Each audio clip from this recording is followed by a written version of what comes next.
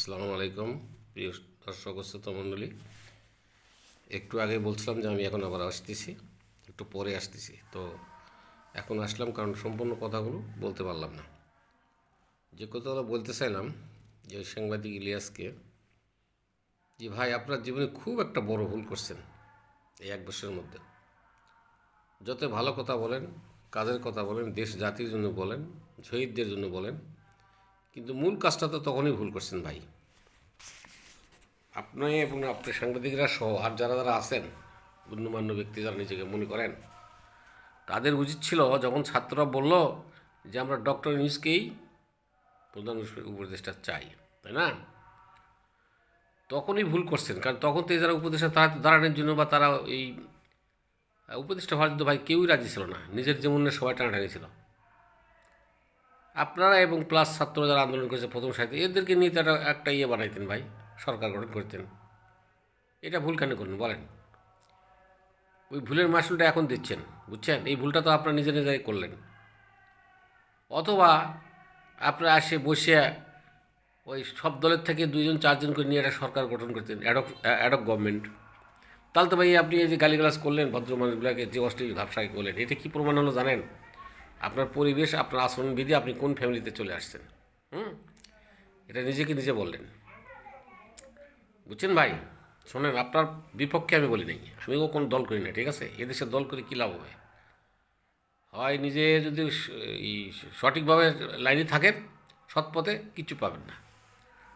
আর যদি ওইরকম কিছু করতে চান, ধারা মারা করতে চান, এবার ফালাবাজতে নিজেও পড়ে যাবেন, বুঝছেন?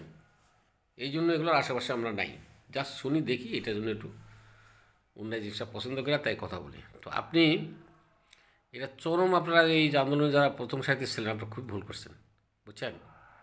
আপনারা যদি ধীরে ধীরে এই প্রতিষ্ঠান গঠন করতেন তাহলে কিন্তু এটা হইতো না ভাই, ঠিক আছে? তো এইটার জন্য অযথা কাউরে গালিগালাজ করেন না। আপনি জানেন অন্য যারা এখন আছে দেশে, তারা ক্ষমতার যাওয়ার জন্য কী পাগল হয়ে গেছে, মানে স্বর্গে যাবে, বেহেশতে পাবে।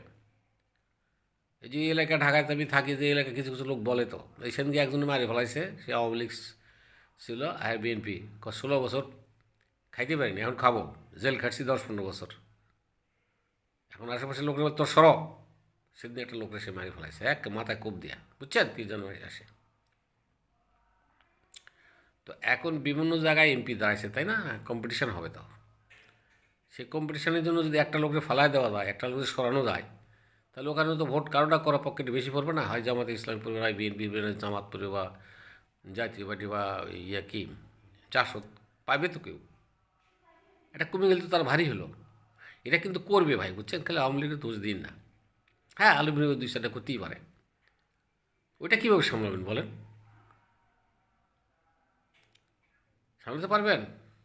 কখনোই পারবেন না। এই যে আপনারা বলছেন যে কয়েকজন সাংবাদিক আছেন, আমি এর আগেও বলছি ভাই, যে লেবু বেশি টিপলে তিতা হয়। সত্যিকার অর্থেই সত্যি সত্যি যারা দেশপ্রেমিক ছিল, দেশকে ভালোবাসে, তারা কিন্তু নিজের পরিবার সহ কিন্তু জীবন দিছে, অপমানিত হয়েছে, অপদস্থ হয়েছে। স্বামী জেলে, তার ওয়াইফ, বউ বাচ্চা বাইরে, না সরকারি সুযোগ পাইছে, না জনগণের সহায়তা পাইছে, কারো পায়নি। তো এটাই আপনাদের মারাত্মক ভুল হয়েছে। অযথা করে গালিগালাজ করেন না। সামরিক বাহিনীর লোক যদি একটু ব্যাগা না হইতো তাহলে কিন্তু হাসিনা পলাইতো না, ঠিক আছে? তো ওগুলো কথা বাদ দিয়ে যেটা করলে ভালো লাগবে, যেটা শুনতে ভালো লাগবে, যেটা হলে দেশ গঠন হবে, জাতি ভালো থাকবে, সেটা করেন, বুঝছেন? আপনি আর একটা কথা কেন বলেন না? জুলাই যোদ্ধা কেন বলেন? জুলাইয়ের যোদ্ধারা যে সামনে যে গিয়ে জীবন দিছে কারা? কিছু ছাত্র এবং রিক্সাওয়ালা। কোনো রাজনীতিবিদ দিছে জীবন দিছে বলেন? কোনো রাজনীতিবিদ বিএনপি, জামাত, আওয়ামী লীগ যেটাই বলেন, তারা দিছে?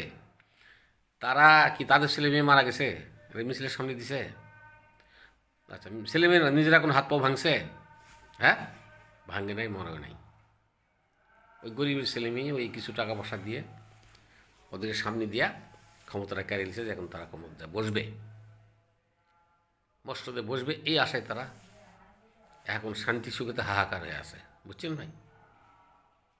কথা হলো যে ওরা দেশকে ভালোবাসলে এই যে লোকগুলো মারা গেল, আপনি রাষ্ট্রের টাকা কেন দিলেন? রাষ্ট্রের টাকা কেন ক্ষতি করলেন বলেন?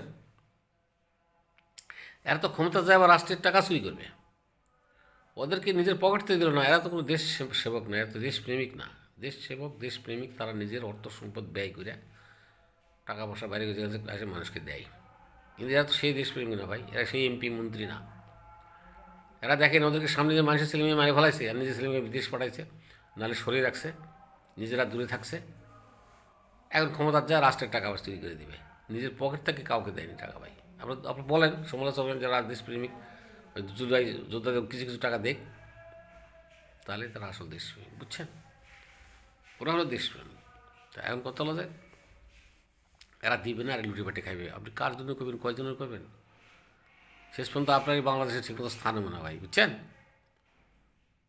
এগুলো বাদ দিয়ে গঠনমূলক কথা বলেন, শালীনতার মাধ্যমে কথা বলেন, তাহলে ভালো থাকবেন, বুঝছেন?